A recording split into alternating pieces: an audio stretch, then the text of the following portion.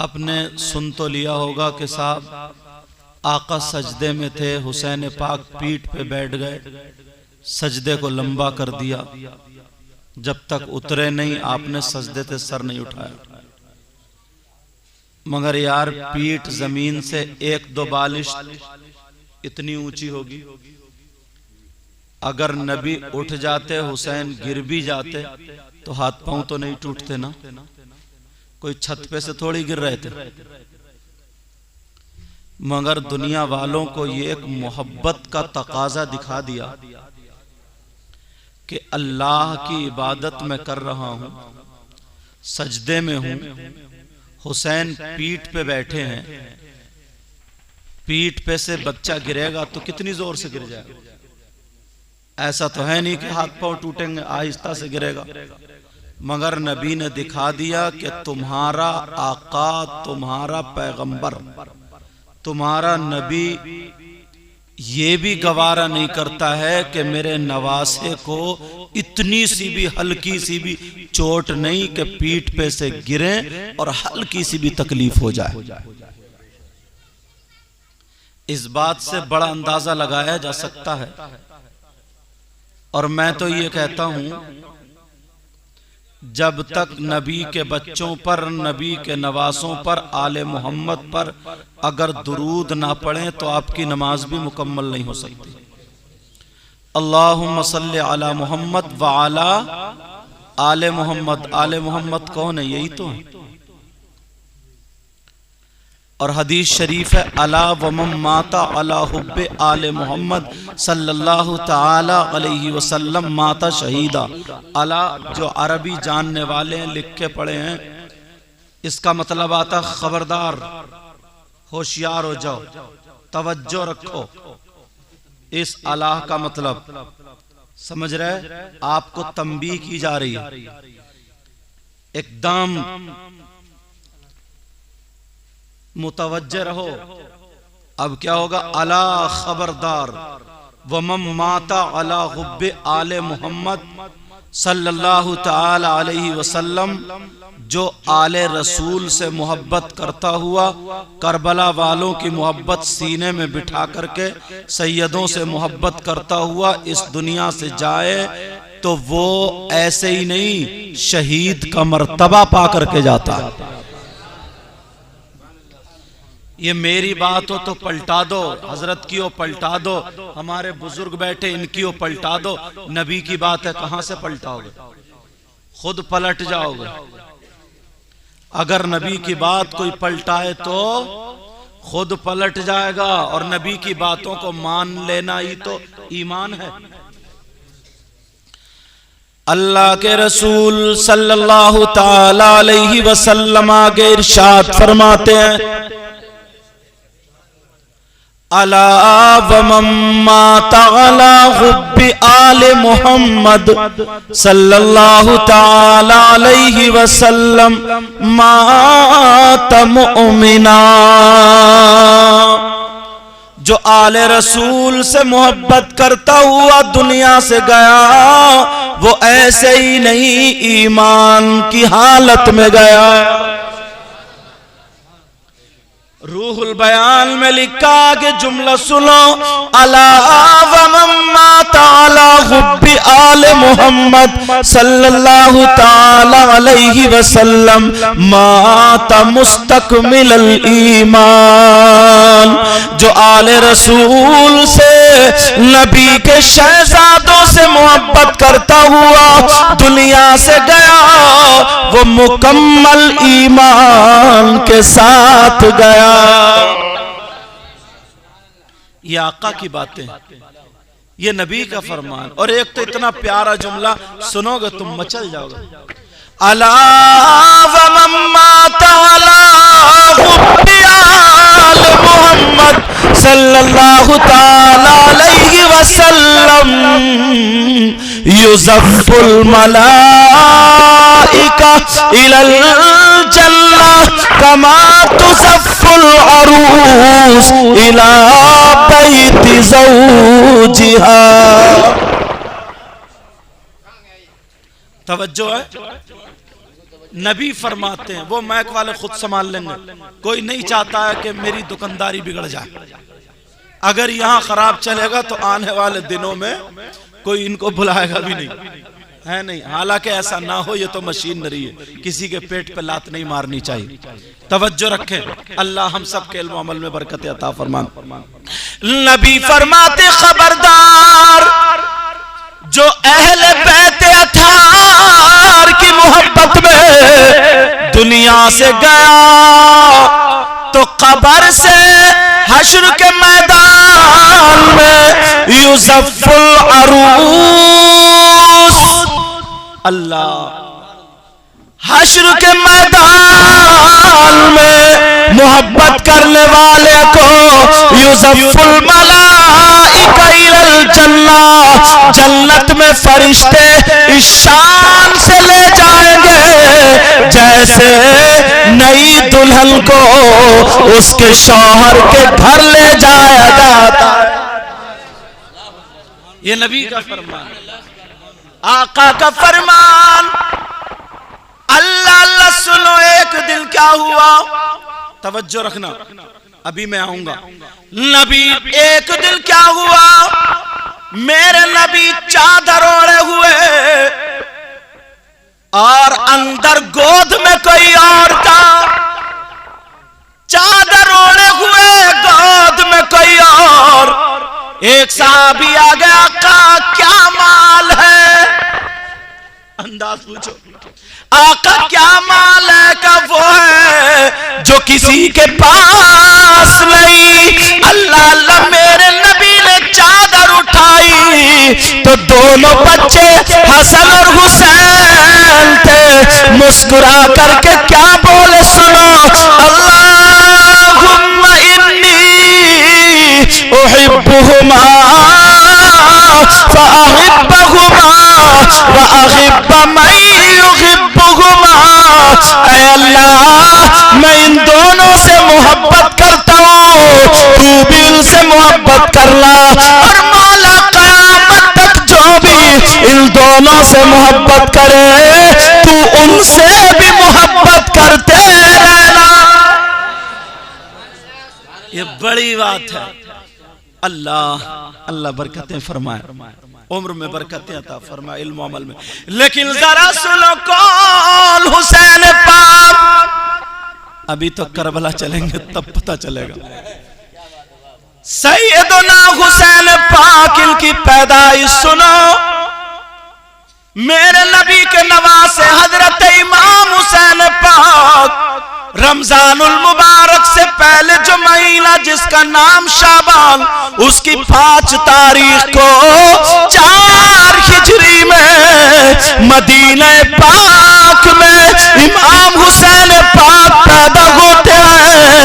अल्लाह अल्लाह सुनो, हुसैन पाक की माँ का नाम सैयदा फातिमा, तुम्हें मालूम है। हुसैन के बाबा का नाम हजरत अली, ये भी तुम्हें मालूम है। मगर सुनो, हजरत अली की 8 बीबियां, हजरत फातिमा के अलावा और भी थी, सारी बीबियां 9 थी। हजरत अली की हजरत फातिमा से 6 औलादें थी, यानी हसन और हुसैन 6 भाई और बहन थे, 3 भाई 3 बहनें। हजरत इमाम हसन, हजरत इमाम हुसैन, हजरत इमाम मोहसिन, ये 3 भाई हो गए। हजरत रुकैया, हजरत उम्मे कुलसूम, हजरत ज़ैनब, ये 3 बहनें हो गई। मगर सुनो, हजरत अली की 9 बीबियों से 32 औलादें थी, 27 लड़के, 22 लड़कियां थी। हजरत इमाम हुसैन पाक जब पैदा हुए तो इंसान ही नहीं बल्कि आसमान के फरिश्ते मुबारकबाद पेश करने के लिए आए। एक रिवायत के मुताबिक 4000, एक रिवायत के मुताबिक 40,000 आसमान से फरिश्ते आए, और जैसे ही आए मेरे नबी ने कहा बेटी फातिमा तुम जरा बाहर हो जाओ, अंदर से बाहर। अली भी बाहर। अब नबी हुसैन पाक को चूम रहे और सूंघ भी रहे हैं। अल्लाह अल्लाह, लेकिन बातें हो रही है, कोई सवाल कर रहा, नबी जवाब दे रहे हैं। फातिमा ने कान लगाए कि मेरा एक दिल का बच्चा तो नहीं बोल पड़ा, मगर हुसैन पाक नहीं बोले। हुसैन पाक की आवाज नहीं थी। अब्बा जान यानी आका सैयदा फातिमा के अब्बा जब वापस आए, फातिमा ने पकड़ लिया और कहा अब्बा जान जरा इतना बताओ, मेरे हुसैन से बातें कर रहे थे कि मेरा हुसैन बोल रहा था। नबी ने फरमाया नहीं बेटी ऐसा नहीं है, बल्कि तुम्हारे बेटे की पैदाइश पे आसमान से फरिश्ते मुबारकबाद देने आए थे। एक फरिश्ता कह रहा था का हमें आपके नवासे का सदका चाहिए। क्या चाहिए बोलो? सदका चाहिए। तकरीबन हुसैन पाक की पैदाइश से उस फरिश्ते को अपनी ड्यूटी से अल्लाह ताला ने 1000 साल पहले माजूल कर दिया था। 1000 साल पहले हटा दिया था। अल्लाह अल्लाह, मेरे नबी ने दुआ फरमाई तो उस फरिश्ते की ड्यूटी बहाल हो गई। यह है हुसैन का सदका। अब चलो, सैयदा फातिमा का नाम सुना होगा आपने, और हुसैन पाक का बचपना, फिर आगे चलेंगे। तवज्जो बेटा, ओ बेटा बातें नहीं करो। हजरत इमाम हुसैन और हसन दोनों घर में 7 महीने के छोटे बड़े ये भाई थे। भाई कितना फर्क था दोनों में? 7 महीने। और तीसरे एक भाई इनके हजरत इमाम मोहसिन, उनका बचपन ही में इंतकाल हो गया था। सैयदा फातिमा ने मुसल्ला बिछाया, मुसल्ला बिछा हुआ है। फातिमा कहती है ऐनल हसन वल हुसैन तालई इलैया, कहां है दोनों मेरे बच्चे हसन और हुसैन, मेरे पास आओ। आ गए। हसन को चूमा, हुसैन को चूमा, कहा बेटा मैं नमाज पढ़ती हूं। दोनों भाई चले गए। सैयदा फातिमा ने नियत बांध ली। अल्लाह, बच्चों की आदत होती है ना घर के दरवाजे पे को भागते हैं, इसीलिए जो माँ और बहनें हैं वो पकड़ पकड़ कर रखती हैं और दरवाजा बंद करके रखती हैं। जरा मौका लगे तो बाहर को जाता नहीं जाता छोटा बच्चा। सैयदा फातिमा ने नियत बांधी और जैसे ही नियत बांधी हसन हुसैन ने हाथ पकड़ा बाहर को। आपस में दोनों भाइयों ने एक दूसरे का क्या किया? हाथ पकड़ा और दोनों बाहर को। अब फातिमा की नियत थी तुम्हारी और हमारी जैसी तो नहीं थी। नियत बन रही है शेरगढ़ में अल्लाह अकबर और टैलिया बहेड़िया बरेली में, और बातें जब नंबर आ जाए ना तो बातें ऐसा करेगा, ऐसी बातें करेगा जैसे बात बैठे बैठे चौथे आसमान को देख रहा। वो फातिमा की नियत थी। सैयदा फातिमा ने नियत बांधी, दोनों बच्चों ने हाथ पकड़ा और बाहर को चल दिए। खेलने जा रहे। अल्लाह अल्लाह, एक फरिश्ते ने देख लिया। फरिश्ते की मोहब्बत देखो। एक फरिश्ते ने देख लिया, पीछे पीछे पीछे पीछे हो लिया। फरिश्ता हिफाजत के लिए कभी दाएं कभी बाएं, कभी आगे कभी पीछे, और दोनों भाई एक दूसरे का हाथ पकड़ के चलते चले जा रहे, आगे बढ़ते जा रहे। मदीने में फरिश्ता हसन और हुसैन की हिफाजत करता रहा, मगर उस वक्त कितनी गर्मी होती थी। अल्लाह अल्लाह, जैसे ही मदीने से बाहर निकले रेत पे पांव रखा जा रहा तो हुसैन का पांव गर्म हो रहा, हसन का पांव भी गर्म हो रहा। फरिश्ते ने देखा रेत गर्म है, वहां की जमीन गर्म है। अल्लाह अल्लाह, फरिश्ते ने दोनों नवासों के पांवों के नीचे अपने पर बिछाना शुरू कर दिए। क्या कर दिए बोलो? पर बिछाना शुरू कर दिए। अब जहां पे पांव रखा जा रहा वहां फरिश्ते का पर है किसी का नवासा ऐसा? पता नहीं वो कैसे लोग हैं जो मुंह बनाते हैं हुसैन पाक के नाम पर। कहियो डूब मरो, सदका उनका और उन्हीं के नाना का खाते हो। अल्लाह अल्लाह, हुसैन पाक और हसन पाक दोनों चलते चले जा रहे, निकल गए लंबे।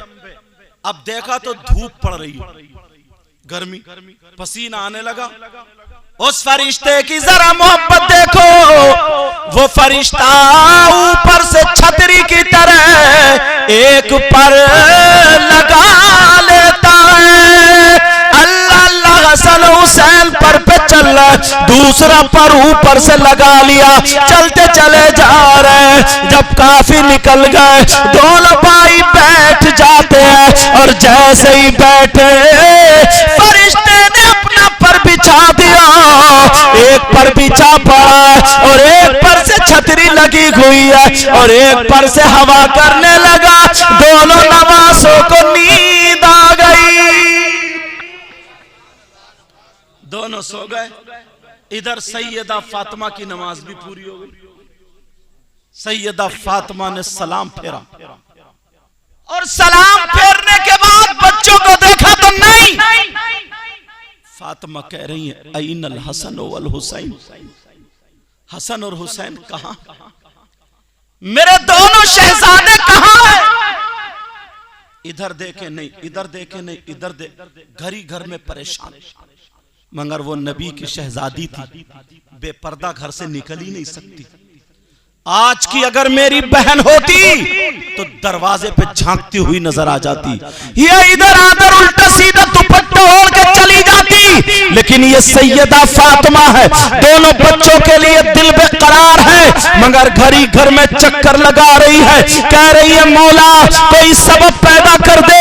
मैंने नियत बांधी तो दोनों बच्चे थे, अब पता नहीं कहां चले गए हैं। अल्लाह अल्लाह, दोनों बच्चे घर में नहीं है। इतने में हजरत अली भी आ जाते हैं। जैसे ही हजरत अली आए, सैयदा फातिमा ने हजरत अली का हाथ पकड़ा और कहने लगी ओ मेरे सरताज, जब मैंने नियत बांधी थी तो दोनों बच्चे थे, लेकिन सलाम फेरा तो दोनों बच्चे नहीं है। मेरे सरताज, मेरे शौहरे नामदार, पता नहीं दोनों बच्चे कहां चले गए हैं। मैं चाहती हूं कि तुम जल्दी चले जाओ, कहीं लंबे ना निकल जाए। मदीने की गलियों में होंगे, कोई जानवर ना चिपट जाए, कोई मेरे बच्चों को तकलीफ ना पहुंचा दे। अरे ये माँ है, माँ तड़प रही है। हजरत अली चले जाते हैं, मदीने की गलियों में घूम रहे हैं, बच्चों को तलाश रहे हैं, मगर मदीने की गलियों में अगर बच्चे हों तो मिल जाए। घंटों के बाद हजरत अली वापस आ गए। घंटों गुजर गए और हजरत अली वापस।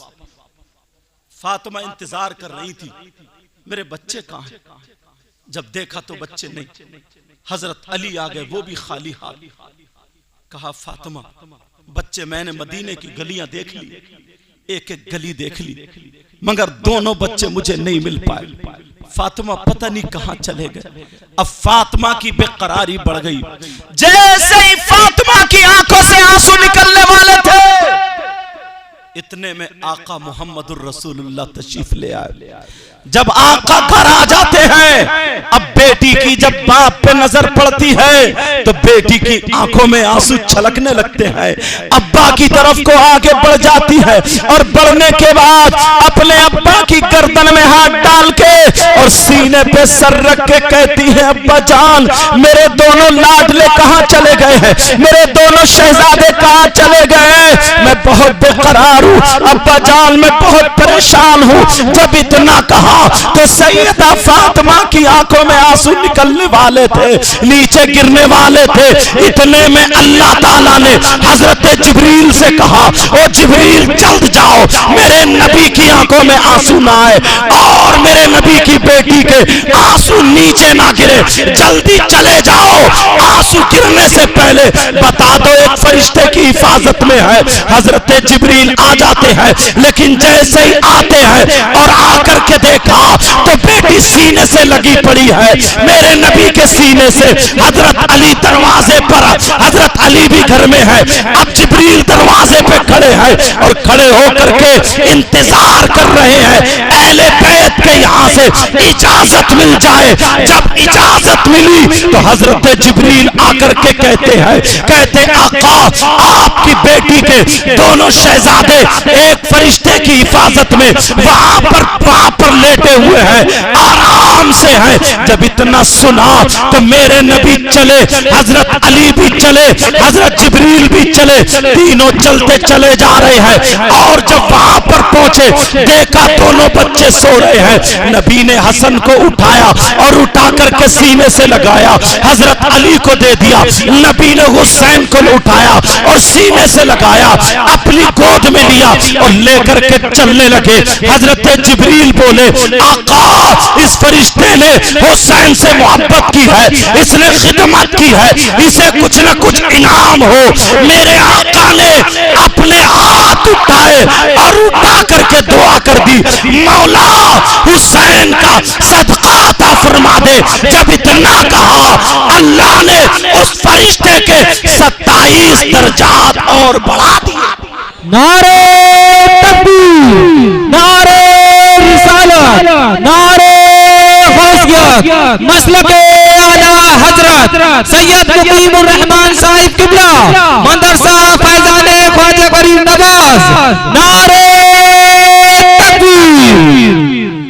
27 दर्जात बढ़ा दिए हैं। अल्लाह समद, ये है हुसैन पाक और ये है नबी के नवासे, ये है फरिश्तों की मोहब्बत। अरे हम और आप इंसान हैं, लेकिन मेरी तरफ जरा तवज्जो रखना, हम और आप इंसान हैं। हुसैन पाक की मोहब्बत में यहाँ आए हैं, हुसैन पाक की मोहब्बत में यहाँ बैठे हैं। हमने अपने बच्चों को छोड़ा है, हुसैन पाक की मोहब्बत में छोड़ा है। हमने अपने घरवार को छोड़ा है, हुसैन पाक की मोहब्बत में छोड़ा है। यहाँ पर गद्दे और नींद को छोड़ करके हुसैन पाक की मोहब्बत में आ गए हैं। अल्लाह अल्लाह मेरे सामने वो रिवायत आ रही है, भले ये रिवायत ज़ईफ हो मगर फजाइल में बयान कर रहा हूँ, ये भी अपना मकाम रखती है।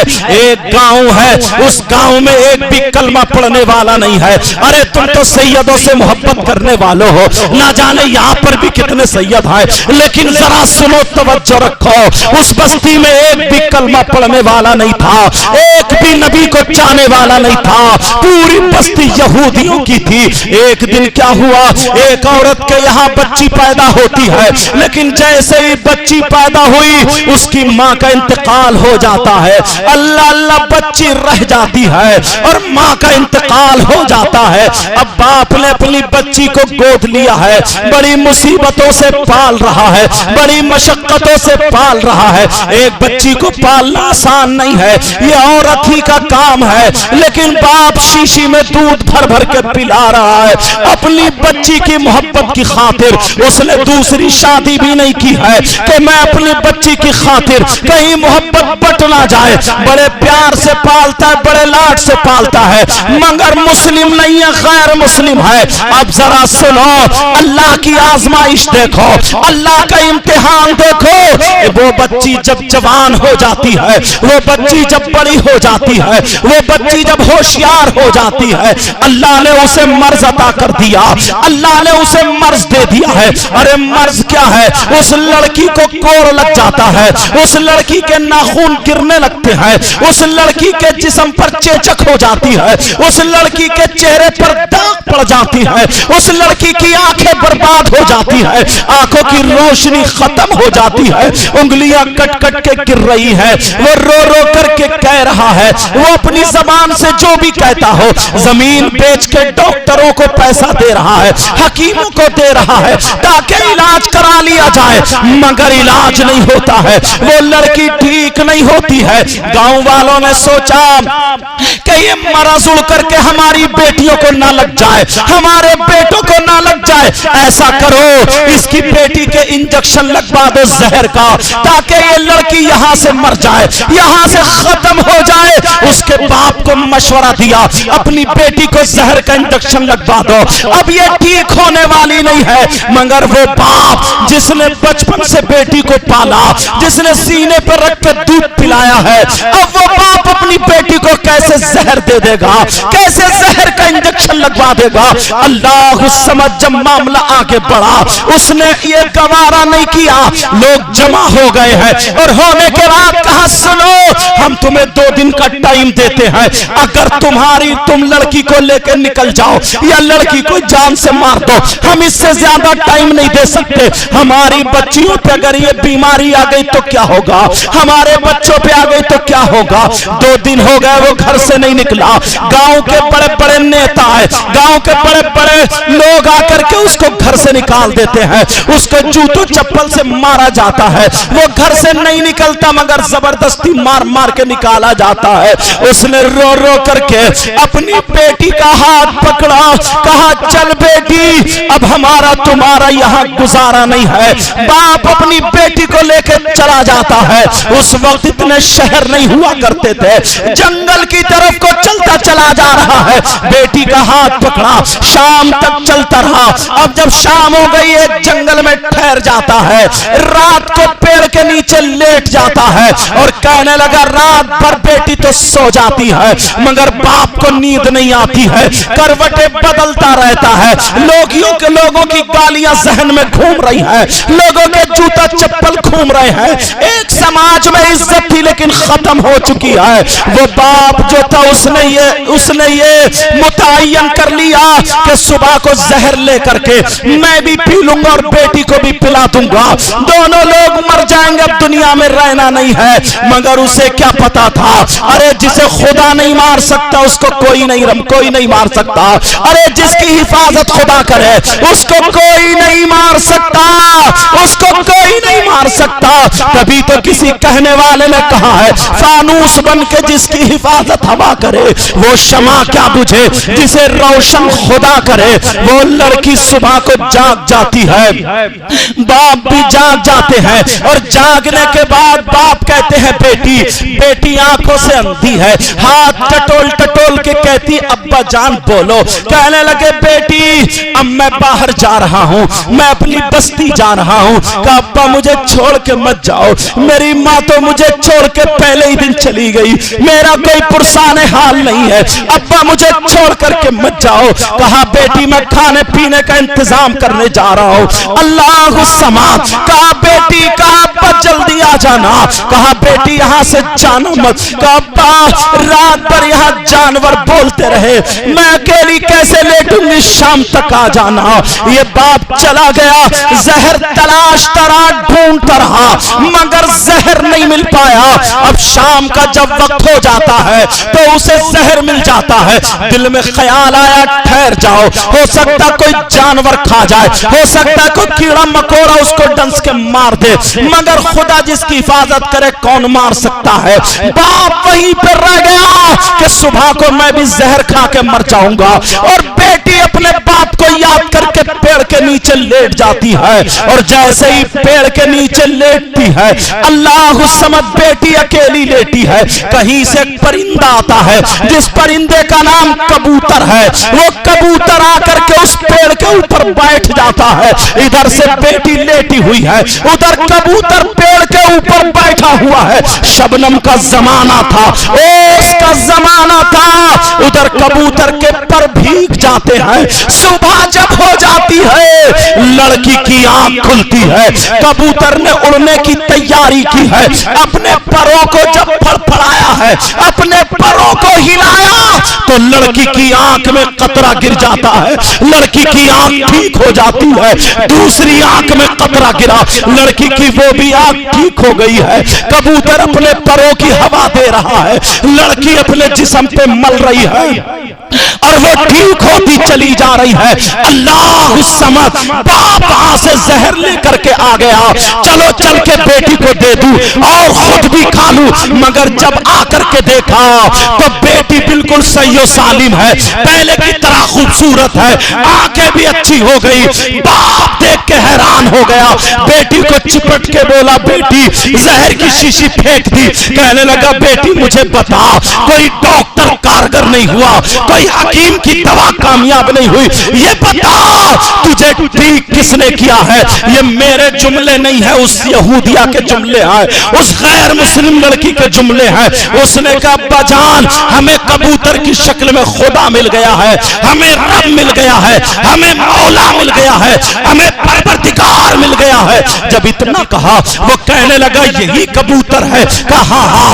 अब वो यहूदी उस कबूतर की तरफ हाथ जोड़ के कहने लगा, आज से तुम ही मेरे खुदा हो, आज से तुम ही मेरे रब हो, आज से तुम ही मेरे माबूद हो, तुम्हारी इबादत करूंगा।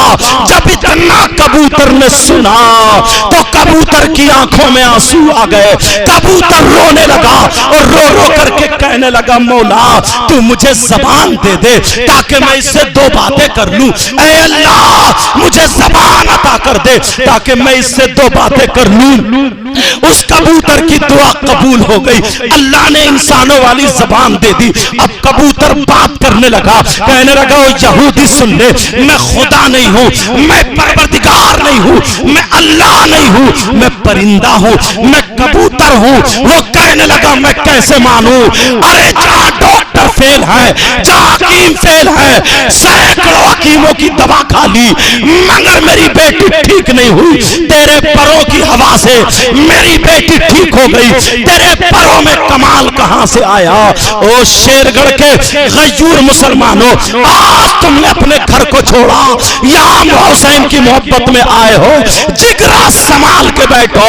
ये बुजुर्गाने दीन सादाते किराम यहाँ आए हैं, हुसैन पाक की मोहब्बत में आए हैं। आज जरा सुन करके जाना, वो कबूतर क्या जवाब देता है। वो कबूतर कहता है, ओ सुनने वाले सुन ले, मैं खुदा नहीं हूं, ये मेरा कमाल नहीं है। कहा फिर किसका कमाल है? का खुदा एक है और नबी मोहम्मद रसूलुल्लाह है।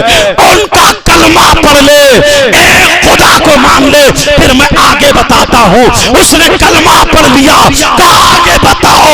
कहा मेरे परों का कमाल नहीं है। आज से कुछ दिनों पहले मेरी भी एक कबूतरी थी, मेरे भी छोटे छोटे 3 बच्चे थे। हम दोनों मियां बीबी यानी कबूतर और कबूतरी अपने बच्चों को चूगा दे रहे थे, अपने बच्चों को खाना खिला रहे थे। इतने में एक परिंदा उड़ता हुआ आया और आकर के कहने लगा, अरे तू अपने बच्चों को देख रहा है? करबला के मैदान में नबी के बच्चे शहीद हो चुके हैं। करबला के मैदान में वो हुसैन जो नबी कांधे पे बिठाते थे, आज वो शहीद हो चुका है। अरे सैयदा ज़ैनब के 2 बच्चे शहीद हो गए, अब्बास के बाजू कट गए, हुसैन के बच्चे शहीद हो गए। 3 दिन के भूखे प्यासे वो कबूतर बोला, मैंने हुसैन पाक की मोहब्बत में अपने घर को छोड़ा, अपने बच्चों को छोड़ा और सीधा उड़ता हुआ करबला शरीफ पहुंच जाता हूं। वहां पर जाकर के देखा तो हुसैन नहीं है मगर करबला है। मैंने अपने परों को करबला की जमीन से टच कर दिया। वो टच करना था, वो दिन और आज का दिन है। अल्लाह ने मेरे परों में वो कमाल रखा है। अगर कोई अंधा मेरे परों की हवा खा लेता है तो ठीक हो जाता है, कोई कोड़ी हवा खा लेता है वो ठीक हो जाता है। अगर जहां दुनिया में किसी का इलाज ना हो, हुसैन का सदका मैंने पाया, मेरे परों की हवा खाता है, वो बीमार ठीक हो जाता है। जिंदाबाद, नारे तकबीर। नारी रिसालत, नारी गौसियत, फैज़ाने औलियाए किराम वो सैयद मुकीमुर रहमान साहिब किबला, उलमाए अहले सुन्नत, मदरसा फैज़ाने गरीब नवाज, सरजमीने शेरगढ़ जिंदाबाद। तुमने भी हुसैन पाक की मोहब्बत में यहाँ आकर के ये साबित कर दिया कि हम हुसैन के चाहने वाले हैं। प्यारे हुसैन पाक की महफिल में बैठा करो, भले कपड़े संभालो या मत संभालो, दिल संभाल के बैठा करो। पता नहीं किस किस पे सदका बरस जाए आज, पता नहीं किस किस का बेड़ा पार हो जाए आज। मैं अपनी तकरीरों में अक्सर कहा करता हूँ, और 10-20 हजरत फोन ऐसे आए हैं, अगर कोई बगैर औलाद होता है वो दिल में ये कह करके दुआ करता है, कहता मौला हुसैन का सदका अता फरमा दे, मेरे घर में औलाद दे दे। 1 साल पलट के नहीं आता है, उसका घर बच्चों की दौलत से माला माल हो जाता है। अल्लाह समझ, सैकड़ों लोग ऐसे, कुछ सैकड़ों नहीं, कुछ लोग ऐसे भी हैं जिनके ये फोन आए हैं कि अगर कैंसर की बीमारी थी, अल्लाह समझ, वो कैंसर की बीमारी भी ठीक होती हुई नजर आई है। अब जरा सुनो, मैं तुम्हें दिल थाम के बैठना, एक हिकायत और रिवायत बल्कि इस तजर्बे का वाकया सुनाता हूँ। जब मैंने अपनी तकरीर में ये कह दिया था कि हुसैन पाक का अगर सदका बटे तो लाइलाज भी इलाज हो जाता है, ला औलाद भी औलाद वाला हो जाता है। कोई कितना ही बड़ा काम हो, मगर नबी के नवासों का सदका बटता है, सैयदों का सदका बटता है तो बेड़ा पार हो जाया करता है। मगर एक शख्स ऐसा था जो बुलंदशहर की जमीन पर रहने वाला था, वहां पर वो लोग हजरत इमाम हुसैन के नाम से या सैयदों के नाम से मुंह बिचकाया करता था, ये कह दिया करता था ये कैसा सैयद है, ये जुमले बोला करता था। तुम आज से अपनी जबान खींच के रखना, अपनी जबान को लगाम दे के रखना, इसलिए जुमले बोल के जा रहा हूं। अगर कोई मौलाना तकरीर करता था तो उस पर टिप्पणी करता था, लोगों को सामने बिठा करके हंसाया करता था। हुसैन पाक के नाम पर मुंह बनाने वाला, बड़ी दौलत थी, बड़ा रुपया था, बड़ा पैसा था, कई गाड़ी थी, जमीन और दिल्ली में उसके प्लॉट थे। उसने एक लड़की से शादी की, वो लड़की भी जींस की पैंट पहनने वाली थी, वो खुद ड्राइविंग करती थी। कुछ दिन गुजरते हैं, जब नबी के नवासे के बारे में और सैयदों के बारे में जब जबान खोली है, अल्लाह ने उसके मुंह में कैंसर दे दिया था। इमाम साहब रोया करते थे क्योंकि वो बदतमीजी किया करता था। अल्लाह समझ, जरा सुनो, वो जब मुंह में कैंसर हो जाता है उसे अब भी फिक्र नहीं है, दवा करता रहा। दिल्ली में डॉक्टरों ने कह दिया ये आखिरी वक्त है, आखिरी स्टेज पे पहुंच गया, ठीक होने का नहीं है। पैसे और रुपये की बिना पर उसने बड़े बड़े डॉक्टरों से जो थी, बड़े बड़े डॉक्टरों से मीटिंग ले ली और कहा सुनो, एक हिंदू डॉक्टर ने क्या कहा था, वो भी अमेरिका से आने वाला था। हिंदू डॉक्टर क्या कहता है जरा सुनो, कहा ये तो दवा इसके लिए बनी नहीं है, आखिरी स्टेज पे पहुंच गया है, मगर तुम्हारे यहाँ गुरु होते हैं, तुम्हारे यहाँ अल्लाह वाले होते हैं, तुम्हारे यहाँ मस्जिद के इमाम होते हैं, तुम्हारे नबी की औलाद भी होती है। अगर उनमें से किसी ने एक ने दुआ कर दी, अगर तुम्हारे किसी गुरु ने दुआ कर दी, तुम्हारे यहाँ कुरान होता है, अगर दुआ कर दी तब तो तुम बच सकते हो, वरना कोई गुजारा नहीं है। जब इतना कहा, अब उसे इमाम साहब याद आ जाते हैं। इमाम को बुलाने के बाद कहता माफ कर देना, माफ कर देना, तुम मेरे लिए दुआ कर दो। बड़े मजमे में जुमे में उसने दुआ की है, लेकिन जरा सुनो, इमाम ने मुझे फोन लगा दिया है, मैंने कहा अल्लाह ताला ने 100 कत्ल करने वाले को माफ कर दे, तुम भी माफ कर दो। अल्लाह रहमान और रहीम है, अल्लाह करीम है। कहा मैं पढ़ूं क्या, कैंसर की कोई ना कोई तो सूरत होगी। मैंने कहा हर नमाज के बाद इससे तौबा करा लो, और तौबा कराने के बाद हर नमाज के बाद कुल औज़ु बिरब्बिल फलक, कुल औज़ु बिरब्बिन नास पढ़ के फूंक दिया करो। इमाम साहब ने फूंकना शुरू किया, उसे रिलीफ मिलने लगा, बस आना बंद हो गया, खून आना बंद हो गया। पाँव संभालो बेटा, खून आना बंद हो गया।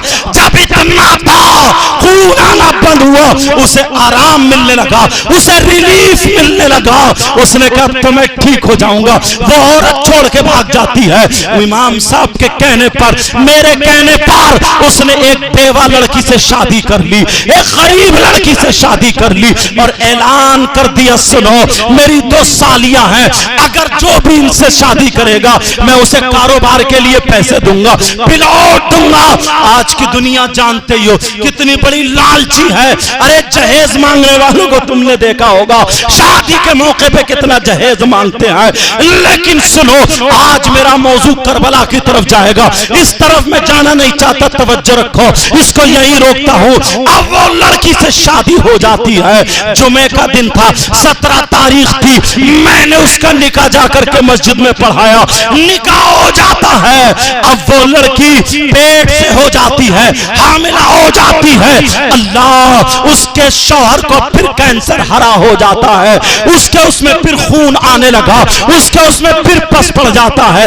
इमाम ने फिर फोन किया, मैंने कहा हाँ सुनो कारी साहब, कुरान में आयत है, कुरान में आयत है, कैंसर की आयत है। पहले तो अल्लाह ताला के 99 नाम है, इनमें से एक नाम ऐसा है जो हर वायरस को खत्म करता है, हर इंफेक्शन को खत्म करता है, हर बीमारी को खत्म करता है, उन्हीं में से कैंसर भी है।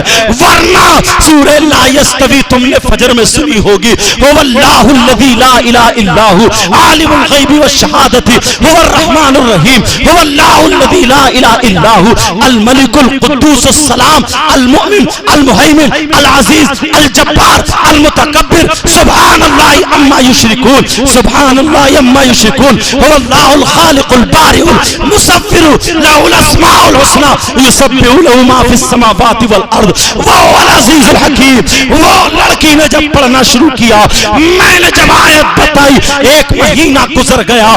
जब मुहर्रम का महीना आया तो रोजाना रात को वो लड़की पढ़ के ये कहती थी, मौला हुसैन का सदका दे दे, मेरे शौहर को ठीक कर दे। लड़की कमजोर हो जाती है क्योंकि पेट से थी, हामिला थी, खाना भी संभल के नहीं खा रही है। अब 21वीं रात आती है, हजरत अली की शहादत वाली रात है, 21वीं जब रात आती है, अब जरा सुनो, वो लड़की कहती है मुझे नींद आने लगी, मुझे चक्कर सा आया, मैंने टेक लगाई, फिर नींद आने लगी, मगर मुझे किसी ने जगाया और हुसैन का सदका मांग रही और सो रही है। जब मेरी आंख खुली तो मैंने देखा कुरान पाक से हरी लाइट निकली और लाइट निकलने के बाद वो मेरे शौहर के चेहरे पे पड़ जाती है और सर से लेके पांव तक गुजर जाती है। मुझे फिर नींद आ गई, फिर किसी ने उठाया और कहा जा, हुसैन का सदका तुझे मिल गया, तेरा शौहर ठीक हो गया। वो लड़की अल्लाह की कसम खा के कहती है, जब उसके शौहर ने तमाम चेकअप कराए, तमाम चेक कराया, दिल्ली जाकर के देखा तो उसका कैंसर ठीक हो। लेकिन मांगने वाला होना चाहिए। हुसैन पाक की महफिल में कुछ शोर मचा दे, नहीं, मैंने क्या कहा था, बहुत नाजुक कुछ महफिलें ऐसी होती, मैंने बताया था, याद रखो प्यारो। हुसैन पाक अल्लाह समद, मैंने पैदाइश पढ़ दी है 5 शाबान 4 हिजरी को मदीना पाक में हुसैन पाक शहीद हो जाते, हुसैन पाक पैदा होते हैं। अल्लाह समद। अब जरा तवज्जो रखो, मैं 2-4 बातें ये बताना चाहता हूँ। कौन ये इस्लाम जिसके साए तले हम और आप जिंदगी गुजार रहे हैं, मेरे नबी की 63 साल जिंदगी। अल्लाह अल्लाह, अगर जंग की जरूरत पड़ी तो नबी जंग के मैदान में गए, मगर इस्लाम के पौधे पर आंच आने नहीं दी, इस्लाम की टहनी को कटने नहीं दिया। मेरे नबी ने पूरी जिंदगी उसी पर लगा दी है। अब मेरे नबी के बाद जब वक्त आता है, सैयदना अबू बकर सिद्दीक ने भी इस्लाम के पौधे को सींचना शुरू कर दिया। उन्होंने भी अपनी पूरी जिंदगी जिंदगी लगा दी। उनके बाद हजरत उमर की बारी आई, उन्होंने भी पूरी जिंदगी लगा दी। उनके बाद हजरत उस्मान की बारी आती है। मैं बात को फैलाना नहीं चाहता हूँ, करबला की तरफ चलना चाहता हूँ। अल्लाह, उन्होंने भी पूरी जिंदगी गुजार दी है। अब उनके बाद हजरत अली की जिंदगी, हजरत अली आते हैं, अगर कोई उठता है तो तलवार लेके खड़े हो जाते हैं। उन्होंने भी पूरी जिंदगी गुजार दी। उनके बाद हजरत इमाम हसन की बारी आई, उनके बाद हजरत अमीर माविया की बारी आती है। अल्लाह, वो भी जिंदगी इसी पर गुजार जाते हैं। लेकिन अब सुनो, अब वक्त वो आ चुका है, ना तो हजरत अमीर माविया है, अब वक्त वो आ गया है, ना अल्लाह, ना मेरे नबी है, ना हजरत अबू बकर सिद्दीक है, ना हजरत उमर है, ना हजरत उस्मान गनी है, ना मौला अली है। अब एक शख्स खड़ा होता है, इस्लाम को काटने के लिए खड़ा होता है। उस शख्स का नाम यजीद है, यजीद। अल्लाह, जरा सुनो, इन यजीदियों के हालात आप कहोगे कैसे हैं। मैं एक तारीखी वक्त में सुनाने जा रहा हूँ। ये वो यजीदी थे जो अपने हाथों में कुरान भी रखते थे और शराब के प्याली भी रखते थे। ये वो यजीदी हैं। सुनो, एक एक वक्त में 7-7 औरतें इनके घर में रहा करती थी। ये गुंडागर्दी किया करते थे। वो नंगा नाच नाचा जा रहा है, इस्लाम को डुबोया जा रहा है। एक यजीदी के पास दौलत बहुत थी, उसने 7 नाचने वाली औरतों को जमा कर लिया। एक रात के लिए उनको उसने खरीद लिया है। कहा, मेरा घर बड़ा है, मेरे घर में तुम्हें कपड़े उतार के नाचना होगा। वो लड़कियां तैयार हो जाती है रूपियों की बिना पर, मगर ये नबी का कलमा पढ़ने वाले यजीदी थे, मुसलमान कहलाने वाले यजीदी थे। औरतों के कपड़े उतार दिए जाते हैं। इस यजीदी ने भी अपने कपड़े उतार दिए हैं, नंगा नाच नाचा जा रहा, शराब के मटके रखे हुए हैं, अय्याशी की जा रही है, शराब पी जा रही है। लेकिन जरा आगे बढ़ो, एक औरत की तरफ कोई तवज्जो नहीं करता है। एक औरत ने क्या किया, जाती है और शराब के मटके से प्याला लेकर के उसमें शराब भर के अपने ऊपर लौटती हुई नाचती हुई उस यजीदी की गोद में जाके गिर जाती है। अपनी जबान से वो शराब उसके जिस्म के साथ चाट रहा है। ला हौला वला कुव्वत इल्ला बिल्लाह। नबी का कलमा पढ़ने वाला ये यजीदी है। तुम्हें क्या पता यजीदियों के कारनामे, जरा सुनो। आओ यजीदी, ये गंदा नाच नाचा जा रहा है। ऐसे आलम में एक औरत जो बिल्कुल नंगी है, शराब में भीगी हुई है, उसके नाखूनों से शराब टपक रही है। वो औरत अंदर जाकर के कुरान पाक को उठा के लाती है और ला करके शराब के मटके पे ढक देती है। अरे चीखें निकल जाती है इस्लाम की, चीखें निकल जाती है इस्लाम की। है कोई जो हमें बचा ले, अरे है कोई जो हमारी हमें देख ले। ऐसे में हुसैन अपने नाना के रोजे पे गए और जा करके कहा, नाना अभी आपका नवासा जिंदा है, नाना नाना अभी आपके घर वाले जिंदा है। अरे कौन खानदान गया था? यही सैयदों का खानदान गया था। सहाबा तो और भी थे और बड़े बड़े तलवार चलाने वाले थे, मगर उन्हें पता था इस्लाम हमारे घर में आया है। उन्हें पता था कुरान हमारे नाना पर उतरा है। उन्हें मालूम था इस्लाम ने परवरिश हमारे यहाँ पाई है। हुसैन पाक कहते हैं, नाना मैं इस्लाम को बचाऊंगा। अगर मेरे बच्चों की जरूरत पड़ी मैं बच्चे भी दे दूंगा, जवानों की जरूरत पड़ी जवान दे दूंगा, अगर अब्बास के बाजू की जरूरत पड़ी बाजू दे दूंगा। कहा, नाना जान इस्लाम को बचा लूंगा। अगर हुसैन के खून की जरूरत पड़ी हुसैन पीछे नहीं हटेगा, हुसैन की शहादत की जरूरत पड़ी हुसैन पीछे नहीं हटेगा।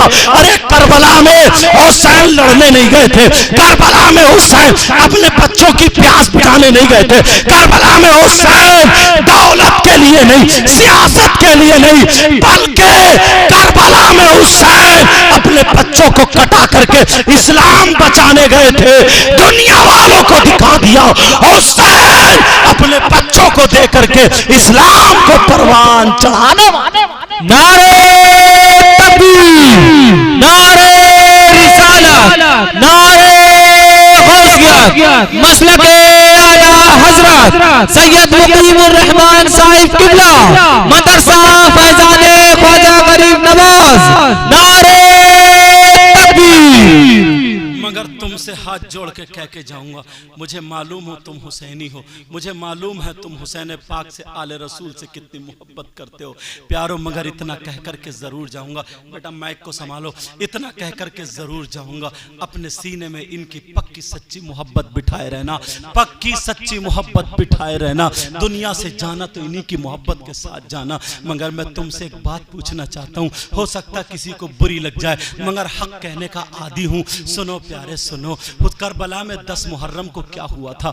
10 मुहर्रम को तुम्हें मालूम है क्या हुआ था? इन उलमा से पूछो, इन बुजुर्गों से पूछो 10 मुहर्रम को क्या हुआ था। हुसैन के 6 महीने के बच्चे करबला शरीफ में लेटे हुए थे, अल्लाह वो शहीद हुए, उस रेत पे लेटे हुए थे। हुसैन के सगे भांजे जिनका नाम ओनो मोहम्मद है वो शहीद हुए लेटे थे। हुसैन पाक के भाई हजरत अब्बास के बाजू कटे हुए थे, हुसैन के बेटे भी शहीद हुए लेटे हैं। हुसैन के भतीजे हजरत इमाम हसन के बेटे शहीद हुए, हजरत कासिम शहीद हुए लेटे हैं। अल्लाह अल्लाह, उन सैयदजादियों के हाथ में हथकड़ियां पहना दी थी, आज तुम सैयदों के हाथ चूमते हो। वो कितने बड़े जालिम थे, उन सैयदों पे तीर चला रहे हैं, आज तुम किसी सैयद को देख के खड़े हो जाते हो। अरे वो कितने बड़े जालिम थे। हुसैन पाक के सगे भतीजे हजरत इमाम कासिम की लाश पर घोड़े दौड़ा रहे थे। अब मुझे बताओ वो करबला में क्या हुआ था? 3 दिन के भूखे और प्यासे थे, अल्लाह अल्लाह वो इस्लाम को जिंदा कर रहे थे। और तुम भी हुसैनी हो, हम भी हुसैनी हैं। हमारे यहाँ करबला होती है, 10 मुहर्रम को करबला में जाते हैं, वहां करबला में शहीद हुए नबी के नवासे लेटे थे। और यहाँ पे तुम्हारे यहाँ करबला में कबाब तले जा रहे हैं, तुम्हारे यहाँ करबला में चूरन चाट के पत्तों की दुकानें लगी हुई है, तुम्हारे यहाँ करबला में गरम गरम जलेबी तोड़ी जा रही है, हलवा पराठे की दुकानें लग रही है, बिसात खाने की दुकानें लग रही है। ऐसे लड़की लड़के मेले को जा रहे हैं जैसे तुम्हारे अब्बा की शादी हो। जुमले कठिन कह रहा हूं, माफ कर देना, मगर क्या करूं, दिल पिघल जाता तो बोलना पड़ता। ऐसे जा रहे हैं जैसे कोई इंजॉय का दिन है। अब बोलो, छोटे छोटे बच्चों को कांधे पे बिठा के उन्हें गुड़िया खरीदने ले जा रहे हो, उन्हें गेंदे खरीदने ले जा रहे हो, उन्हें खिलौने खरीदने ले जा रहे हो। लड़कियां मेकअप करके मेले को जा रही है। मैं पूछना चाहता हूं, तुमने अपनी बेटियों को ये सैयदों की तारीख क्यों नहीं बताई? तुम्हारे घर में अगर 2-3 इंतकाल हो जाए, तुम्हारे आंसू नहीं रुकते हैं, रोते रोते कहते हो हजरत कुरान खानी कर दो, रोते रोते कहते हो मीलाद पढ़ दो। अरे कान खोल के सुनो, 10 तारीख को करबला में हुसैन शहीद हुए लेटे हैं, उनकी गर्दन कहां हुई है? क्या हुआ है? जिस्म करबला में है, सर नेज़े पर है, और तुम्हें एंजॉय सूझ रहा है।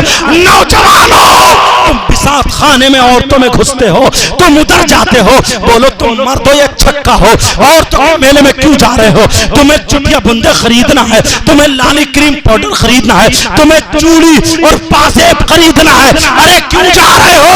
इसलिए जा रहे हो दूसरे की बहन बेटी को तकने जा रहे हो, दूसरे की माँ बेटी को तकने जा रहे हो। कान खोल के सुन लेना, अल्लाह के वास्ते, रसूलुल्लाह के वास्ते, तुम अपनी 10 तारीख को याद कर लो, मुहर्रम की 10 तारीख को याद कर लो। आज के बाद नौजवानों सुनो, अगर हुसैन से मोहब्बत होगी तो तुम ये औरतों के मेले में नहीं, बल्कि तुम्हारा रोजा होगा, ज़ोहर की नमाज पढ़ते हुए होगे, तुम्हारी आंखों में आंसू होंगे, और रो रो करके ये कहोगे, मौला हमारे माँ बाप को हुसैन के सदक़े में बख्श दे, हमारे घर वालों को बख्श दे, हमें हुसैन का सदका अता फरमा दे। अरे रो रो करके ये कहोगे तो खुदा की कसम हुसैन पाक भी राजी होंगे, नाना भी राजी होंगे, नवासे भी राजी होंगे, तुम्हारी दुनिया भी कामयाब और तुम्हारी आखिरत भी। मगर हमने अपनी रविशें बदल दी, हमने अपने तौर तरीके बदल दिए। तुम्हें पता ही नहीं है 10 तारीख को हुआ क्या था। तुम्हें तो बस ये है जितना ढोल बजा लो, जितना कूद लो फांद लो, उतना ही अच्छा। तौबा तौबा तौबा तौबा। जुमले तो बहुत कर रहे बोलता हूं, मगर हटना नहीं चाहता हूं, मौजू पे ही आना चाहिए। इमाम हुसैन पाक, कुछ लोग हजरत ऐसे भी हैं, अब उठ गए, वो मुंह बजा रहे हैं। हुसैन पाक जो करबला में गए थे, वो कोई दीन और इस्लाम की खातिर थोड़ी गए थे। अपनी शोहरत, अपनी इज्जत, और वो रई की जो हुकूमत थी उसके लिए गए थे। क्या यार, हुसैन को शोहरत की जरूरत पड़ेगी जिसका जिक्र हदीसों में आया। हुसैन को इज्जत की जरूरत पड़ेगी जिनसे मोहब्बत करने का हुक्म खुद कुरान ने दिया। हुसैन को क्या दौलत की जरूरत, अगर ठोकर मार दे तो बादशाह बना देता है। हुसैन अगर पत्थर पे ठोकर मार दे तो सोने का बना देता। उन्हें उसकी जरूरत नहीं थी। उन लोगों से कहना मुंह बंद रखो। फिर कहते हैं जैसे आज सैयद इरफान मियां के कहने पर या हमारे बुजुर्गों के इन सब के कहने पर तुमने सजाया, चलो हुसैन पाक के नाम पे आज हम यहाँ पर सजाएंगे और उनका जिक्र करेंगे और उन्हें सुनेंगे और सुनाएंगे। इसीलिए तो जाहिरन चंदा भी हुआ ही होगा, चाहे 100 या 200 जो भी हुए हों। कुछ लोग मुंह बजाते हैं, कुछ लोग कहते हैं 1400 साल के बाद तुम हुसैन को याद कर रहे हो और अलमदद कहते हो और ये कहते हो हुसैन से हुसैन का सदका मांगते हो। अरे किस हुसैन का जिक्र कर रहे हो? माज़अल्लाह वो क्या कहते हैं? कोटा में एक शख्स उठाया, उसको जवाब दिया था मैंने। वो क्या बोला कि जो अपने सगे बच्चों को करबला में नहीं बचा पाया तो तुम्हें क्या बचा पाएगा? जो अपनी बीबियों जिनके दुपट्टों में आग लग रही थी उनको नहीं बचा पाया तो तुम्हें क्या बचाएगा? जो अपने भतीजों को नहीं बचा पाया तुम्हें क्या बचाएगा? वो भी सामने होकर के अपने भांजों को नहीं बचा पाया तो तुम्हें क्या बचाएगा? सीधे साधे लोगों के जहन में बात आ भी रही थी कि हाँ यार बात तो सही है, सामने मौजूद है। जब नहीं बचा पा रहे हैं अल्लाह तो तुम्हें क्या बचा पाएंगे? खाली चीख रहे हो, चिल्ला रहे हो, क्यों ये जिक्र करते हो? कुछ नहीं, खत्म करो, अल्लाह अल्लाह करो। उस कमबख्त का ये कहना था। अब जरा सुनो, मैं एक बहुत सीधा सा जवाब तुम्हें दे दूं, हो सकता किसी के जहन में आ जाए ये बात उड़ते उड़ते, क्योंकि मोबाइलों का जमाना, इसलिए मैं तुम्हें इसका बड़ा सीधा और बड़ा अच्छा जवाब दिए देता हूं। सुनो जवाब क्या है। हुसैन पाक करबला शरीफ गए, मगर उससे पहले जब पैदा हुए तो उससे पहले एक बात और समझा दूं। अगर तुम्हारे यहाँ कोई भी बच्चा हाई स्कूल या इंटर या बीए या एमए या किसी भी एक चीज का फॉर्म भरता है, हाई स्कूल मान लो सब जानते, उसने एग्जाम देने के लिए जब उसका फॉर्म भरा तो मुझे बताओ ये फार्म जो भरा गया उसने इम्तिहान देने के लिए भरा या ना देने के लिए? बोलो, देने के लिए भरा। अब अगर ऐसे आलम में उसकी माँ मिले तो वो क्या दुआ करती है? ऐ अल्लाह मेरे बेटे को इम्तिहान में कामयाबी अता फरमाना। बहन मिले वो भी यही, भाई मिले वो भी यही, बाप भी यही, मौला मेरे बेटे को इम्तिहान में कामयाबी अता फरमाना। कोई भी ये दुआ नहीं करता मौला मेरे बेटे को इम्तिहान से बचा देना। कोई दुआ करता है? जब बचाना ही था तो भरवाया क्यों फार्म? फार्म इसीलिए भरा अगर किसी सब्जेक्ट में कमजोर होता है, किसी भी सब्जेक्ट में, तो उसको ट्यूशन लगा दी जाती है। अगर मैथ में कमजोर है तो ट्यूशन, इंग्लिश में कमजोर है तो ट्यूशन, हिंदी वगैरह या जो भी उसका सब्जेक्ट अगर कमजोर है मैथ वगैरह में तो उसका ट्यूशन। लेकिन बाप भी डांट रहा है, सब डांट रहे हैं, वक्त बे वक्त खाना खा रहा है। अगर वो पास हो गया तो सारे लोग खुश होते हैं, सारी तकलीफें भूल जाते हैं। और अगर वो फेल हो गया तो भाई कह रहा सब पैसे डुबा दिए, अब्बा कह रहा लफंगा हो गया, माँ कह रही है तू बिगड़ गया। हर तरीके की बात है, सबकी गर्दन झुक गई। अरे ये तो तुम्हारे हमारे बच्चों की बात है। फातिमा के घर में एक बच्चा पैदा हुआ, मेरे नबी के घराने में एक बच्चा पैदा हुआ जिसका नाम हुसैन है। हजरत जिब्रील आ गए, जरा अक्काशी खींच रहा हूँ, तवज्जो रखना, नक्शा खींच रहा हूँ। हजरत जिब्रील, इसलिए रजिस्टर वगैरह बोल रहा हूँ ताकि जहन करीब हो जाए। हजरत जिब्रील रजिस्टर लेकर के आ गए, कहे आका आपका नवासा इम्तिहान देगा। कैसा इम्तिहान जो आज तक न किसी नबी से हुआ न किसी वली से हुआ, वो इम्तिहान आपका नवासा देगा। कहा क्या इम्तिहान है? कहा जब इस्लाम डूबता होगा, जब इस्लाम लड़खड़ाता होगा, मेरी तरह तवज्जो रखो, जब इस्लाम गिरता होगा कोई पुरसाने हाल नहीं होगा, उस वक्त आपका नवासा इम्तिहान देगा। इम्तिहान में क्या करना पड़ेगा? बच्चे कटते होंगे मगर सब्र करना पड़ेगा। बच्चों घर वालों के दुपट्टों में आग लगती होगी मगर सब्र करना पड़ेगा। बच्चों की लाशों पर घोड़े दौड़ाए जाएंगे मगर सब्र करना पड़ेगा। हजरत इमाम हुसैन की बेटी हजरत सकीना के थप्पड़ लगेगा मगर सब्र करना पड़ेगा। शहादत गर्दन कटेगी मगर सब्र करना पड़ेगा। मेरे नबी ने कहा इतना कठिन? कहा हाँ हाँ। मेरे नबी ने कहा ठीक है, मेरा बेटा अब इम्तिहान देगा। सबको पता था, नबी को पता था हुसैन करबला में शहीद होंगे और हजरत इमाम हसन को भी पता था, हजरत अली को भी पता था, सैयदा फातिमा को भी पता था, मगर किसी ने कोई माई कलाल नहीं बता सकता। आज तक मेरे नबी ने यह दुआ की हो मौला हुसैन को शहादत से बचा दे, बल्कि यही दुआ की मौला मेरे हुसैन को सब्र देना और इम्तिहान में कामयाबी देना। हजरत अली भी दुआ कर रहे हैं मौला मेरे हुसैन को सब्र देना, इम्तिहान में कामयाबी अता फरमाना। सैयदा फातिमा भी यही दुआ कर रही है। अरे मेरे नबी हुसैन को ट्यूशन पढ़ाते हैं, कहते हैं बेटा तुम्हारी बेटी के थप्पड़ लगेगा, हुसैन बोले सब्र करूंगा। तुम्हारे बच्चों को काटा जाएगा, हुसैन बोले सब्र करूंगा। 3 दिन भूखा प्यासा रखा जाएगा, हुसैन बोले सब्र करूंगा। तब मेरे नबी बोले तुम्हें शहीद किया जाएगा, हुसैन बोले सब्र करूंगा। नाना मुस्कुरा करके बोले बेटा मैंने यही वायदा किया है, मैंने यही वायदा किया है, मेरा बेटा इम्तिहान में कामयाबी अता फरमाएगा। अली बोले बेटा हुसैन नाना का सर झुकने मत देना। फातिमा बोली बेटा हुसैन नाना का सर झुकने मत देना। इन लोगों से कहना जो ये कहे करबला में बच्चों को नहीं बचाया, और उनसे कहना अरे हुसैन करबला में बचाने नहीं गए थे, कटाने गए थे। हुसैन करबला में पानी पिलाने नहीं गए थे, प्यासा रखने गए थे। हुसैन करबला में छोटे छोटे बच्चों की मदद करने नहीं, बच्चों को पेश करके इस्लाम की मदद करने गए थे। अरे करबला जो गए थे हुकूमत के लिए नहीं, नाना ने जो वादा किया था उसको वफा करने गए। नारे तकबीर, नारे तकबीर, नारे रिसालत, नारे गौसियत, मसलके आला हजरत, मसलके आला हजरत, नारे तकबीर। एक दो बातें ऐसी और सुनो। हुसैन की शहादत 61 हिजरी को करबला शरीफ में मुहर्रम का महीना 10 तारीख जुमे का दिन शहादत हुई, मगर नमाजे जनाजा कहां हुई? नमाजे जनाजा किसने पढ़ी? नमाजे जनाजा कब हुई यह भी पता चलना चाहिए।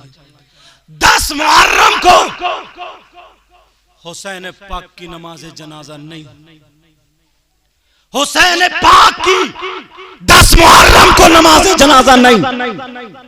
फिर 11 मुहर्रम को हुई। कितने मुहर्रम को बोलो?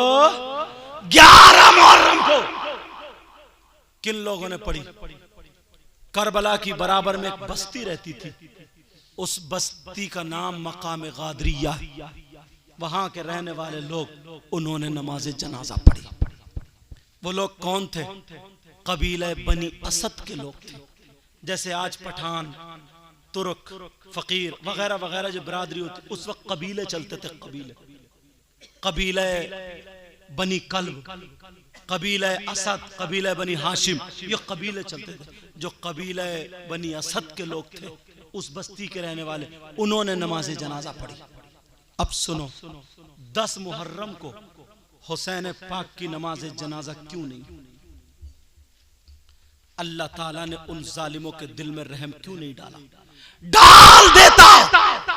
अरे हुसैन हसन दोनों जा रहे थे, इतने खूबसूरत। एक यहूदी औरत ने देखा, अल्लाह कितने प्यारे बच्चे, उससे रुका नहीं गया, दौड़ के गई, हुसैन के हाथ से हाथ टच किया और अपने हाथ को चूम लिया। कितना प्यारा बच्चा। अल्लाह ने हुसैन के हाथ से टच करने को उस औरत को ईमान की दौलत से माला माल कर दिया। अब मुझे बताओ, जब हुसैन के हाथ से हाथ टच हो जाए तो उसे ईमान नसीब हो जाए, इनका ये मकाम, तो फिर अल्लाह ने उन यजीदियों के दिल में रहम क्यों नहीं डाला? कम से कम नमाज जनाजे ही पढ़ जाते। पूरी रात इमाम हुसैन इधर, हजरत अब्बास के कटे हुए बाजू इधर, औनो मोहम्मद इधर, हजरत अली असगर इधर, पूरे करबला में फूल की तरह बिखरे हुए। रात भर ऐसे ही लेटे रहे तो 10 मुहर्रम को नमाज जनाजा क्यों नहीं हुई? अल्लाह ताला इनके दिल में रहम डाल देता। मगर सुनो प्यारे, 10 मुहर्रम को नमाज जनाजा इसलिए नहीं हुई। ये मसला मैं बताऊं, अगर जिसकी नमाज जनाजा हो, अगर वो वली हो, मुत्तकी हो, परहेजगार हो, जन्नती हो, अल्लाह वाला हो, अल्लाह का वली हो, तो जितने लोग उसकी नमाज जनाजा पढ़ते हैं उसके सदके में सब जन्नती हो जाते हैं, सब जन्नती हो जाते हैं। अरे जब जन्नती के सदके में जन्नती हो जाते हैं, वली की नमाज जनाजा पढ़ने से जन्नती हो जाते हैं। अल्लाह ने इसलिए उनके दिल में रहम नहीं डाला। इसलिए मेरा हुसैन सिर्फ वली ही नहीं बल्कि वलियों का सरदार है। हुसैन सिर्फ जन्नती नहीं बल्कि जन्नतियों का सरदार है। हुसैन आले रसूल है, हुसैन जन्नत के फूल है, हुसैन मेरे नबी के नवासे हैं, साहबी रसूल है। अगर हुसैन की वो यजीदी नमाज जनाजा पढ़ लेते तो हुसैन के सदके में सब जन्नती हो जाते, मगर अल्लाह को ये गवारा नहीं था, इसलिए रोक दिया। ओ यजीदियों तुम्हारे लिए जहन्नम है और ओ हुसैनियों तुम्हारे लिए जन्नत। सुभान अल्लाह, सुभान अल्लाह। बेशक इसलिए नमाज जनाजा पढ़ने नहीं थी। अब एक बात और आती है सामने, हुसैन पाक को कफन शरीफ कितने कपड़े दिए गए, किसने दिया, किस रंग के थे, कहां से आए, दिया गया या नहीं दिया गया? वही हर दुनिया से जाने वाला उसको कफन दिया जाता है, मगर हुसैन पाक को कफन दिया गया या नहीं? नहीं दिया गया। हुसैन पाक को कफन नहीं दिया गया। क्यों? अल्लाह ताला उन लोगों जो मकाम गादरिया के थे उनको इतनी समझ दे देता कि वो ही कफन दे देते, या फिर हुसैन रात को रोने लगे हमें नए कपड़े चाहिए, तो अल्लाह ने हजरत जिब्रील को जोड़े लेके भेज दिए थे, तो आज जन्नत से कफन भेज देता, मगर नहीं भेजा। क्यों? शरीयत मुस्तफा। शहीद कई किस्म के होते हैं। एक शहीद वो होता है जिसको कफन दिया जाता है, और एक शहीद वो होता है जिसको न कफन दिया जाता न गुस्ल दिया जाता। कोई लड़की पैदाइश के वक्त पे अगर उसका इंतकाल हो गया, वो औरत मर गई, इंतकाल हो गया, शहीद है, लेकिन उसको कफन दिया जाएगा। कोई पेड़ से गिर के मर गया, वो भी शहीद है, उसको कफन दिया जाएगा। कोई दीवार से दब के मर गया, कोई टकरा के मर गया, कोई डूब के मर गया, कोई जल के मर गया, इन सब को कफन दिया जाएगा। और अगर काबिल गुस्ल है तो गुस्ल भी दिया जाएगा, मगर ये शहीद का मर्तबा पा रहे हैं, मगर ये शहीद का मर्तबा पा रहे हैं। समझ में आ रही बात? और एक शहीद वो है, कौन है, कि जो तलवार लेकर के इस्लाम और दीन की खातिर जख्म खा करके दुनिया से चला जाए, ये शहीद है। तो इस शहीद को ना गुस्ल दिया जाएगा शरीयत मुस्तफा में और ना कफन दिया जाएगा। अल्लाह ने इसलिए कफन नहीं भेजा हुसैन जैसा पाकीज़ा, मगर कुछ लोग नालायक आज भी कह रहे हैं, जैसे डॉक्टर जाकिर नाइक कहीं सुना होगा कि वो सियासत के लिए गए थे, इस्लामी जंग नहीं थी, इस्लामी का मामला नहीं था, ये कहा, ये उसने बोला। और कैसे कैसे मौलाना जो कोटा में कहा था कि हुकूमत के लिए गए थे, जबकि कोई भी जर्रा बराबर कमी नहीं थी, तब भी ये उंगली उठा दी। अगर हुसैन पाक दुनिया से शरीयत के खिलाफ चले जाते, शरीयत के खिलाफ अगर कफन दे दिया जाता तो लोग कितनी उंगलियां उठाते, मगर मेरे मौला को यह गवारा नहीं था। इसलिए हुसैन वो है कि दुनिया पे रहे तो शरीयत मुस्तफा पर, मेरा हुसैन खाए तो शरीयत मुस्तफा पर, पिए तो शरीयत मुस्तफा पर, खेले तो साहिब शरीयत की गोद में। हुसैन आए तो शरीयत मुस्तफा पर, और दुनिया से जाए तो भी शरीयत मुस्तफा पर। इसलिए कफन नहीं। मगर एक आशिक का जवाब सुनो, रूह ताजा हो जाएगी। तमाम शहीदों को कफन के साथ उठाया जाए ताकि दूध का दूध पानी का पानी हो जाए, और उनके कफन जो खून के दाग लगे हुए थे वो नूर के हो जाएंगे, रोशन हो जाएंगे, दूर से दिखाई देंगे। मगर किताब में लिखा है, अस्सवाइक में लिखा है, हुसैन पाक के कपड़े जो मीजान लगा होगा, मीजान वो तराजू है जिसमें आमाल तोले जाएंगे। दो पल्ले, एक पल्ले में हुसैन के कपड़े और एक पल्ले में नाना की उम्मत के गुनाह रखे जाएंगे, और जितने गुनाह उन कपड़ों पर चढ़ जाएंगे वो सारे गुनाह अल्लाह ताला माफ कर देगा। ये हुसैन के कपड़ों का सदका होगा। अब कोई अगर ये कह दे हुसैन के कपड़े 1 किलो 2 किलो के होंगे, ज्यादा में ज्यादा 10 किलो के, मगर उसमें ये नुक्ता लिखा है हुसैन के कपड़ों का वजन सुनो। अरे जब इंसान ईमान वाला अगर शहीद होता है तो हुसैन पाक भी शहीद हुए हैं, तो उस शहीद के खून का जो सबसे छोटा वाला कतरा अगर जमीन पे गिरता है तो छोटा वाला कतरा एक पल्ले में, और जमीन के बड़े बड़े 7 पहाड़ एक पल्ले में रख दिए जाए, तब भी हुसैन के, तब भी उस शहीद के खून के कतरे की बराबर वो 7 जमीन के पहाड़ वजन में नहीं हो। तुम हुसैन पाक की मोहब्बत में आए हो, प्यारो हुसैन पाक से ऐसी मोहब्बत करते रहना और दुनिया से चले जाना, किसी के बहकावे में मत आना। एक बात और बता दूं, मेरे दिल में आ रही है ये बात बता दूं, लोगों आज के बाद इतने प्यारे हो जाओ, इतने प्यारे हो जाओ, इतने अच्छे हो जाओ, इतने निराले हो जाओ, तुम्हारे नारों की जरूरत ना पड़े, तुम्हारे कूदने फांदने की जरूरत ना पड़े, तुम्हारे करेक्टर, तुम्हारे आमाल से दुनिया ये पहचान ले कि ये हुसैन पाक का गुलाम है, ये नबी का गुलाम है। समझ में आ रही है? ये मदरसा जो फैजान गरीब नवाज है, यहाँ से कुछ फैक्ट्री ऐसी होती हैं जहाँ पे ये कपड़े बनाए जाते हैं, कुछ फैक्ट्रियाँ ऐसी होती हैं जहाँ पे मोज़े या जूते बनाए जाते हैं, हर तरीके की फैक्ट्री होती है। मगर मदरसा वो फैक्ट्री होती है जहाँ से इमाम बनाए जाते हैं, जहाँ से मुकर्रिर बनाए जाते हैं, जहाँ से खतीब बनाए जाते हैं, जहाँ से आलिम बनाए जाते हैं, जहाँ से पढ़ कर के मुफ्ती बनते हैं, मुहक्किक बनते हैं, मुफस्सिर बनते हैं, मुदब्बिर बनते हैं, यहाँ से पढ़ करके फतवा देने वाला बनता है, हलाल हराम को बताने वाला पढ़ता है।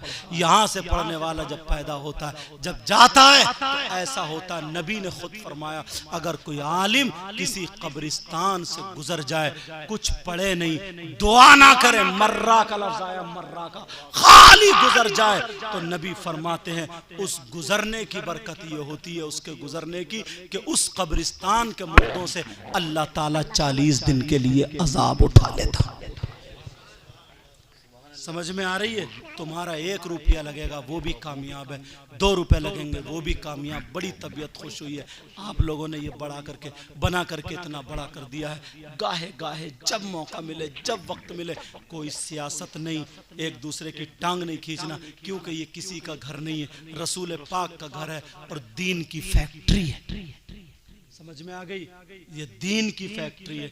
यहाँ से पढ़ करके जाता है तो शराबियों को सुधारता है, जुआरियों को सुधारता है, और जब तक तुम्हारे पैसे से एक आलिम हो गया, हाफिज हो गया, जहाँ जहाँ कुरान सुनाएगा उसे सवाब मिलेगा, तुम्हें भी सवाब पहुँचेगा। फिर उसके अगर 10 शागिर्द होंगे, फिर उसके शागिर्दों के शागिर्द होंगे, फिर उसके शागिर्दों के शागिर्द, ऐसे ये सिलसिला। तुमने बैंक में खाता खुलवा लिया, तुम कब्र में होगे, मगर तोहफे तहाइफ तुम्हारे सवाब के वहीं पे पहुंचते हो। समझ में आ रही है बात? बहरहाल पता नहीं चलता है, हम रुपया 2 रुपया 100 रुपया 50 गुटके में खराब कर देते हैं, कोल्ड ड्रिंक में बहा डालते हैं, बीड़ी सिगरेट पी डालते हैं। कोई मेहमान आ जाए 500 रुपये खर्च कर देते हैं। अल्लाह ना करे अभी कितनी बीमारियां चल रही हैं, पता नहीं कितने डेंगू चल रहे हैं, पता नहीं कैसी कैसी बीमारियां। आज तो एक एक दिन में 50-50 हज़ार रुपये उठ जाते हैं। मगर प्यारो तुम्हें पता नहीं है जो बात अंदर की मैं बताने जा रहा हूँ, इन बुजुर्गों के सदक़े में जो दीनी काम पे अगर खर्च करता है ना, अगर उसने खर्च कर दिए तो अल्लाह ताला उसको वो खर्च होने से रोक लेता है, जिससे दिल भी दुखता है और पेट भी दुखता है और जेब भी दुखती है। समझ में आ रही है? तुम्हें पता नहीं चला, तुमने 500 दे दिए, 1000 दे दिए, लगा के 500 दे दिए, मगर ये 500 कभी कभी 50,000 को बचा लेते हैं। अगर किसी बच्चे की तबीयत ख़राब होने वाली है, अल्लाह ना करे किसी की तबीयत ख़राब हो, तो वो ख़राब होने से मेरा मौला ताला रहम फरमा देता और कहता है कि इसके बाप ने 500 रुपये एक मदरसे के बच्चे के पढ़ने के लिए दिए हैं, दीनी काम के लिए दिए हैं, मेरे महबूब के नाम पर दिए हैं, तो मैं इससे वो बीमारी दे दूँ? ऐसा हरगिज नहीं हो सकता। 50,000 से बचा सकते हैं और हादसात से भी बचते हैं, तमाम आफतों से बचते हैं, वरना पता नहीं चलता ठोकर लगी, पाँव में दर्द, इतना दर्द कि 10-20 हज़ार उठ जाते हैं। अगर तुम ये चीज़ सोच लो और ये नियत कर लो तो मेरा ख्याल ये है इंशाअल्लाह कोई भी ऐसा नहीं होगा जो दिए बगैर रह जाए। समझे? कभी कभी ऐसा होता, घर से आ जाते हैं, जेब में नहीं होते, आ जाते हैं ऐसी जल्दी में, पर्स घर रह गया या जिस कुर्ते शर्ट में थे वो भी घर रह गया, तो एक दिन के बाद भी दे देते हैं, 2 दिन के बाद भी दे देते हैं। आज मेरी तबीयत ये चाहती है हुसैन पाक का सदका मैं भी अता करूं, पता नहीं मेरे पास कुछ और तो है नहीं, पता नहीं इसी के सदक़े में अल्लाह ताला कहाँ कहाँ, वरना बुरा ना माने मैक वाले, मैक की हालात तो ऐसे, सही बता रहा हूँ, आधा घंटा कोई नहीं बोल पाता, मगर ये गौसे पाक का सदका है, अब आगे बोलने नहीं देता है। इस पर तवज्जो रखा किए, अल्लाह उनके दिल को नरम करे और तमाम आफत व बलियात से महफूज व मामून फरमाए। मैं देखता ये हूँ कि मैं भी 500 रुपये इस मदरसे के लिए पेश करता हूँ, और ऐलान करना कुछ जगहों पे ऐसा होता है जहाँ पे जायज़ होता है और कुछ जगहों पे बेहतर भी होता है। कुछ लोग कहते हैं ऐलान करके देते, तरगीब के लिए ऐलान जायज़ है, इसलिए मैं मुफ्ती भी हूँ। समझ में आ रही है? तरगीब के लिए ऐलान क्या है बोलो, जायज़ है, ताकि हमें देख करके लोग, हमारा सुन करके लोग उसके भी दिल में आ जाए जज्बात। ना देने वाला भी, अरे यार हजरत दे रहा है, इतनी दूर से है, वहाँ से है, हमारे यहाँ के बच्चे पढ़ रहे हैं, यहाँ से पढ़ रहे हैं, ये हो रहा वो हो रहा, तो मैं भी दे दूँ। उसके दिल में अच्छे काम की तरफ उसका कदम बढ़ा। मैं 500 रुपये पेश करता हूँ माशाल्लाह। किसकी तरफ से? ये हमारे भाई 500 रुपये पेश करते हैं। मैं देखता हूँ कितने हैं जो 500 वाले उठते हैं और मेरे पास आज आते हैं। और ये सैयद साहब मौजूद हैं, ये उलमा मौजूद हैं, ये, और तुम्हारी तो यार खुशकिस्मती है, तुम्हारा तो इमाम भी सैयद ही है यार। समझ में आ गई? अल्लाह ताला बरकतें फरमाए। देखूं कौन कितने हैं जो इस मदरसे के लिए आज, ये किसने दिए हैं? ये हमारे बराबर वाले भाई ने दिए हैं माशाअल्लाह, ये हमारे इन भाई ने दिए हैं। अल्लाह ताला बरकतें